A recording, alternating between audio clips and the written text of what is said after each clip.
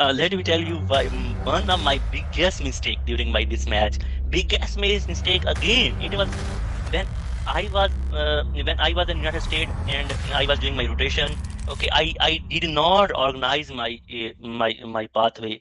Okay, so I remember in the last month of applying, submitting ERAS application, I didn't, I was not ready to make my personal statement. I was not having plan for where to apply. Okay, so remember, when you are even in step one, try to figure out where, which hospital you gonna apply, make connection with them, get rotation there.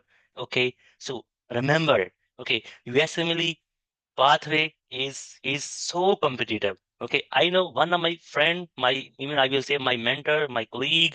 Okay, I will not tell his name.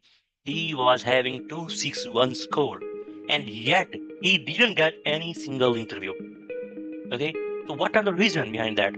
Okay, reason is, okay, most of the time people don't organize their pathway, don't organize, okay, how they will apply in ERAS, okay, how will they submit application, okay, they don't make connections. Okay, so that's about, okay, general overview for USMLE. Like, comment, and subscribe.